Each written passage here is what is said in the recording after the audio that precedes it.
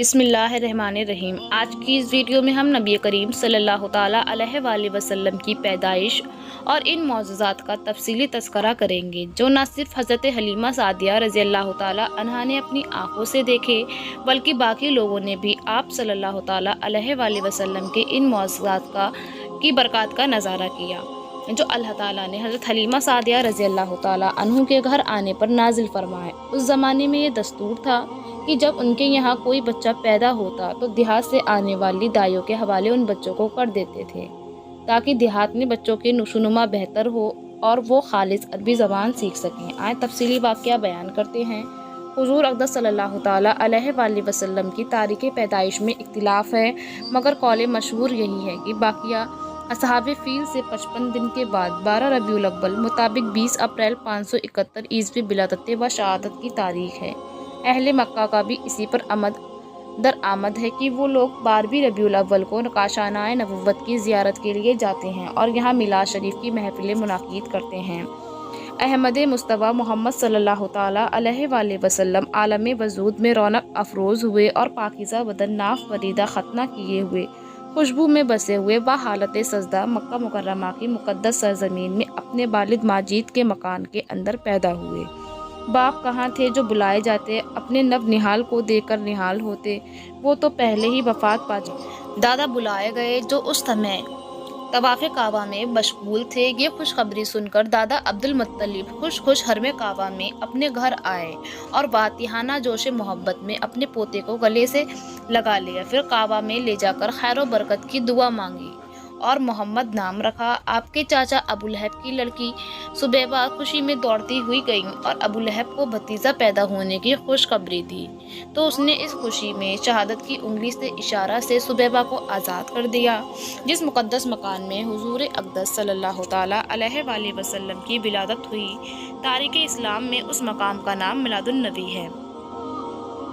سب سے پہلے حضور صلی اللہ تعالیٰ علیہ وآلہ وسلم نے ابو لہب کی لڑکی حضرت سبیبہ کا دودھ نوش فرمایا، پھر اپنی والدہ ماجدہ حضرت آمینہ کے دودھ سے سیراب ہوتے رہے، پھر حضرت حلیمہ سعدیہ آپ کو اپنے ساتھ لے گئیں اور اپنے قبیلے میں رکھ کر آپ کو دودھ پلاتی رہیں اور انہی کے پاس آپ کے دودھ پینے کا زمانہ گزرا۔ شرفائے عرب کی عادت تھی کہ وہ اپنے بچوں کو دودھ پلانے کے لیے گرد و نواح کے دیہاتوں میں بھیج دیتے تھے۔ دیہات کی صاف ستھری آب و ہوا میں بچوں کی تندرستی اور جسمانی صحت بھی اچھی ہو جاتی تھی اور وہ خالص اور فصیح عربی زبان سیکھ جاتے تھے، کیونکہ شہر کی زبان باہر کے آدمیوں سے میل جول کے سے خالص اور فصیح و بلیغ زبان نہیں رہا کرتی تھی۔ حضرت حلیمہ رضی اللہ تعالیٰ عنہ کا بیان ہے کہ بنی سعد کی عورتوں کے ہمراہ دودھ پینے والے بچوں کی تلاش میں مکہ کو چلی۔ اس سال عرب میں بہت سخت کال پڑا ہوا تھا۔ میری گود میں ایک بچہ تھا، مگر فقر و فاقہ کی وجہ سے میری چھاتیوں میں اتنا دودھ نہیں تھا کہ اس کو کافی ہو سکے۔ رات بھر وہ بچہ بھوک سے تڑپتا اور روتا اور بلبلاتا رہتا تھا اور ہم اس کی دلجوئی اور دلداری کے لیے تمام رات بیٹھ کر گزارتے تھے۔ ایک اونٹنی بھی ہمارے پاس تھی، مگر اس کے پاس بھی دودھ نہ تھا۔ مکہ مکرمہ کے سفر میں جس خچر پر میں سوار تھی وہ قدرے لاغر تھا کہ قافلہ بالوں کے ساتھ نہ چل سکتا تھا۔ میرے ہمراہی بھی اس سے تنگ آ چکے تھے۔ بڑی بڑی مشکلوں سے یہ سفر طے ہوا۔ جب یہ قافلہ مکہ مکرمہ پہنچا، جو عورت صلی اللہ تعالیٰ علیہ وآلہ وسلم کو دیکھتی اور یہ سنتی کہ یہ یتیم ہیں تو کوئی عورت آپ کو لینے کے لیے تیار نہ ہوتی۔ انعام و اکرام ملنے کی امید نہیں تھی۔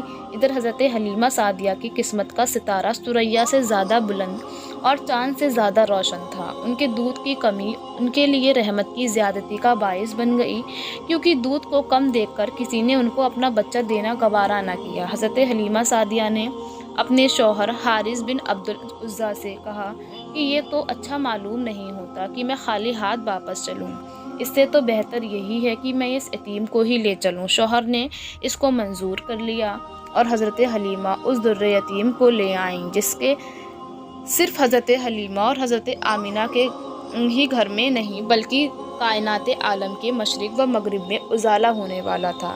یہ خدا بند قدوس کا فضل عظیم ہی تھا کہ حضرت حلیمہ کی سوئی ہوئی قسمت بیدار ہو گئی اور سرور کائنات صلی اللہ تعالیٰ علیہ وآلہ وسلم ان کی آغوش میں آ گئے۔ اپنے خیمے میں لا کر جب دودھ پلانے بیٹھیں تو باران رحمت کی طرف سے برکات نبوت کا ظہور شروع ہو گیا۔ خدا کی شان دیکھیے کہ حضرت حلیمہ کے مبارک پستان میں اس قدر دودھ اترا کہ رحمت عالم نے بھی، ان کی رضائی بھائی نے بھی خوب شمشیر ہو کر دودھ پیا اور دونوں آرام سے سو گئے۔ ادھر اونٹنی کو دیکھا تو اس کے تھن دودھ سے بھر گئے۔ حضرت حلیمہ کے شوہر نے دودھ دوہا اور میاں بیویوں نے خوب سیر ہو کر دودھ پیا اور دونوں شمشیر ہو کر رات بھر سکھ اور چین کی نیند سوئے۔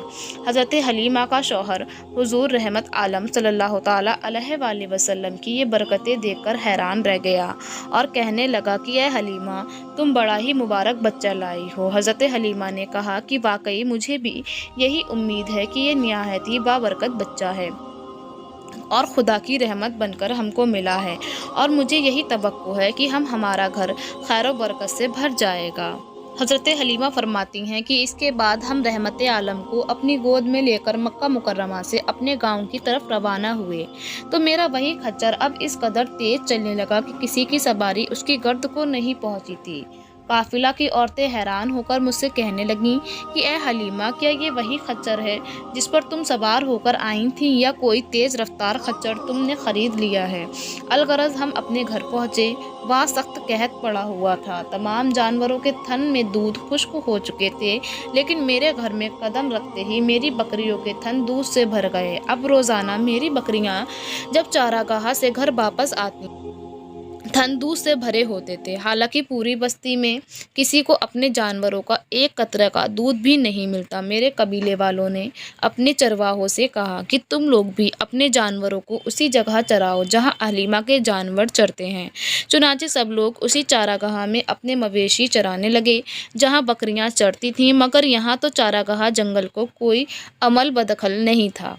یہ تو رحمت عالم کے برکت نبوت کا فیض تھا جس کو میں اور میرے شوہر کے سوا میری قوم کا کوئی شخص نہیں سمجھ سکتا تھا۔ الغرض اسی طرح ہر دم ہر قدم پر ہم برابر آپ کی برکتوں کا مشاہدہ کرتے رہے، یہاں تک کہ 2 سال پورے ہو گئے اور میں نے آپ کا دودھ چھڑا دیا۔ آپ کی تندرستی اور نشو و نما کا حال دوسرے بچوں سے اتنا اچھا تھا کہ 2 سال میں آپ خوب اچھے اور بڑے معلوم ہونے لگے۔ اب ہم دستور کے مطابق رحمت عالم کو ان کی والدہ کے پاس لائے اور انہوں نے حسب توفیق ہم کو انعام و اکرام سے نوازا۔ گو قاعدہ کے مطابق اب ہمیں رحمت عالم کو اپنے پاس رکھنے کا کوئی حق نہیں تھا، مگر آپ کی برکت نبوت کی وجہ سے ایک لمحہ کے لیے بھی ہم کو آپ کی جدائی گوارا نہیں تھی۔ عجیب اتفاق تھا کہ اس سال مکہ معظمہ میں وبائی بیماری پھیلی ہوئی تھی، چنانچہ ہم نے اس وبائی بیماری کا بہانہ کر کے حضرت آمنہ بی بی کو راضی کر لیا۔ پھر ہم رحمت عالم کو واپس اپنے گھر لائے اور پھر ہمارا مکان رحمتوں اور برکتوں کا کان بن گیا اور آپ ہمارے پاس نہایت خوش و خرم رہنے لگے۔ گھر سے باہر نکلتے اور دوسرے لڑکوں کو کھیلتا ہوا دیکھتے، مگر خود ہمیشہ ہر قسم کھیل کود سے علیحدہ رہتے۔ ایک روز مجھ سے کہنے لگے کہ اماں جان، دوسرے بھائی بہن دن بھر نظر نہیں آتے، یہ لوگ ہمیشہ صبح اٹھ کر روزانہ کہاں چلے جاتے ہیں؟ میں نے کہا کہ یہ لوگ بکریاں چرانے چلے جاتے ہیں۔ یہ سن کر آپ نے فرمایا، مادر مہربان، آپ مجھے بھی میرے بھائی بہنوں کے ساتھ بھیجا کیجیے۔ چنانچہ آپ کو اسرار سے اجازت دے دی اور آپ روزانہ جہاں حضرت حلیمہ کی بکریاں چرتی تھیں تشریف لے جاتے رہے اور بکریاں چارگاہوں میں لے جا کر ان کی دیکھ بھال کرنا جو تمام انبیاء اور رسولوں کی سنت ہے۔ آپ نے اپنے عمل سے بچپن میں ہی اپنی ایک خصلِ نبوت کا اظہار فرما دیا۔ کرتے ہیں ایک مرتبہ کی بات ہے کہ رسول اللہ صلی اللہ تعالیٰ علیہ وآلہ وسلم دائے حلیمہ سے کہنے لگے کہ اماں جان، میرے دوسرے بھائی بہن دن بھر نظر نہیں آتے ہیں، یہ لوگ ہمیشہ اٹھ کر روزانہ کہاں چلے جاتے ہیں؟ میں نے کہا کہ یہ لوگ بکریاں چرانے چلے جاتے ہیں۔ یہ سن کر آپ نے فرمایا کہ اماں جان، آپ مجھے بھی میرے بھائی بہنوں کے ساتھ بھیجا کیجیے۔ چنانچہ آپ کے اصرار سے مجبور ہو کر آپ کو حضرت حلیمہ نے اپنے بچوں کے ساتھ چاراگاہ جانے کی اجازت دے دی اور آپ روزانہ جہاں حضرت حلیمہ کی بکریاں چرتی تھیں تشریف لے جاتے رہے اور بکریاں چاراگاہوں میں لے جا کر ان کی دیکھ بھال کرنا جو تمام انبیاء اور رسولوں کی سنت ہے۔ آپ نے اپنے عمل سے بچپن میں ہی اپنی ایک خصلت نبوت کا اظہار فرما دیا۔ شک صدر کتنی بار ہوا دوستو، ہم آپ کو بتانے والے ہیں کہ ایک دن آپ چاراگاہ میں تھے کہ ایک دم حضرت حلیمہ کی ایک فرزند زمرہ دوڑتے ہوئے اور ہانفتے ہوئے اپنے گھر پر آئے اور اپنی ماں حضرت حلیمہ سے کہنے لگے کہ اماں جان، بڑا غضب ہو گیا۔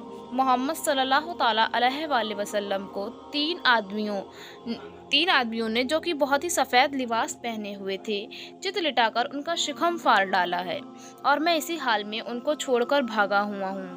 یہ سن کر حضرت حلیمہ اور ان کے شوہر دونوں بدحواس ہو کر گھبرائے اور دوڑ کر جنگل میں پہنچے تو کیا دیکھا کہ آپ بیٹھے ہوئے ہیں، مگر خوف و ہراس سے چہرہ زرد اور اداس ہے۔ حضرت حلیمہ نے انتہائی مشفقانہ لہجے سے پیار سے آپ کا ماتھا چوما اور پوچھا کہ بیٹا کیا بات ہے۔ آپ نے فرمایا کہ 3 شخص جن کے کپڑے بہت ہی سفید اور صاف ستھرے تھے میرے پاس آئے اور مجھ کو چت لٹا کر میرا شکم چاک کر کے اس میں سے کوئی چیز نکال کر باہر پھینک دیا اور پھر کوئی چیز میرے شکم میں ڈال کر شغاف کو سی دیا، لیکن مجھے ذرہ بھر بھی تکلیف نہیں ہوئی۔ یہ واقعہ سن کر حضرت حلیمہ اور ان کے شوہر دونوں بے حد گھبرائے اور شوہر نے کہا کہ اے حلیمہ، مجھے ڈر ہے کہ ان کے اوپر شاید کچھ آسیب کا اثر ہے، لہٰذا بہت جلد تم ان کو ان کے گھر والوں کے پاس چھوڑاؤ، کہیں ایسا نہ ہو کچھ ہو جائے۔ اس کے بعد حضرت حلیمہ آپ کو لے کر مکہ مکرمہ نکل پڑیں، کیونکہ انہیں اس واقعہ سے یہ خوف پیدا ہو گیا تھا کہ شاید اب ہم کما حقوق ان کی حفاظت نہ کر سکیں گے۔ حضرت حلیمہ نے جب مکہ معظمہ پہنچ کر آپ کو آپ کی والدہ ماجدہ کے سپرد کیا تو انہوں نے دریافت کیا کہ اے حلیمہ، تم تو بڑی خواہش اور چاہ کے ساتھ میرے بچے کو اپنے گھر لے گئی تھیں، پھر اس قدر جلد واپس لے آنے کی وجہ کیا ہے؟ جب حضرت حلیمہ نے شکم چاک کرنے کا واقعہ ان کی امی جان سے بیان کیا اور آسیب کا شبہ ظاہر کیا تو حضرت بی بی آمینہ نے فرمایا کہ ہرگز نہیں، ایسا ہو ہی نہیں سکتا، خدا کی قسم میرے نور نظر پر ہرگز کبھی بھی کسی جن یا شیطان کا عمل دخل نہیں ہو سکتا۔ میرے بیٹے کی بڑی شان ہے۔ پھر ایام حمل اور وقت ولادت کے حیرت انگیز واقعات سنا کر حضرت حلیمہ کو مطمئن کر دیا اور حضرت حلیمہ آپ کو آپ کی والدہ ماجدہ کے سپرد کر کے اپنے گاؤں واپس آئیں اور آپ اپنی والدہ ماجدہ کی آغوش میں تربیت پانے لگے۔ حضرت مولانا نے تحریر فرمایا ہے کہ 4 مرتبہ آپ کا مقدس سینہ چاک کیا گیا اور اس میں نور و حکمت کا خزینہ بھر دیا گیا۔ پہلی مرتبہ جب آپ حضرت حلیمہ کے گھر تھے، جس کا ذکر ہو چکا ہے، اس کی حکمت یہ تھی کہ حضور صلی اللہ تعالیٰ علیہ وآلہ وسلم ان وسوسوں اور خیالات سے محفوظ رہیں۔ ان میں بچے مبتلا ہو کر کھیل کود اور شرارتوں کی طرف مائل ہو جاتے ہیں۔ دوسری بار 10 برس کی عمر میں ہوا تاکہ جوانی کی پور آشوب صحابتوں اور خطرات سے آپ بے خوف ہو گئے۔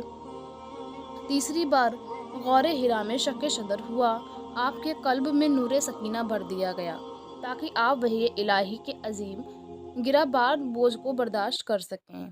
چوتھی اور آخری مرتبہ شب معراج میں آپ کا مبارک سینہ چاک کر کے نور و حکمت کے خزانوں سے معمور کیا گیا تاکہ آپ کے قلب مبارک میں اتنی وسعت اور صلاحیت پیدا ہو جائے کہ دیدار الہی کی تجلیوں اور کلام ربانی کی ہیبتوں اور عظمتوں سے متحمل ہو سکے۔